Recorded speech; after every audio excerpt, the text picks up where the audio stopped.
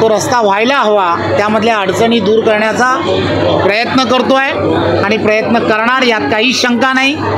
आणि एक गोष्ट लक्षात घेतली पाहिजे, ज्यांनी या संदर्भात सांगितलं, सार्वजनिक बांधकाम म्हणून त्यांच्या मुलाच्या भागांमध्ये आदरणीय मुख्यमंत्री एकनाथराव शिंदेजी, आदरणीय देवेंद्रजी आणि अजितदादा या तिघांच्या सरकारच्या माध्यमातून हजारो कोटी रुपये हे त्यांच्या विकास कामासाठी दिलेत. हे ते विसरत आहेत. त्यांनी त्याबद्दल माझं खरं तर अभिनंदन करायला हवं. सबका साथ सबका विकास या माध्यमातून तिथे निधी देण्याचं काम केलं गेलं आहे, हे आपण विसरलं गेलं नाही पाहिजे. आणि दुसरी गोष्ट, असं जे बोलतायत ना, मी मुख्यमंत्र्यांना फक्त एवढंच सांगेन, युती धर्म पाळण्याचा अधिकार फक्त रवींद्र चव्हाण याचा नाही. युती धर्म पाळण्याचा अधिकार हा सर्वांचा असतो.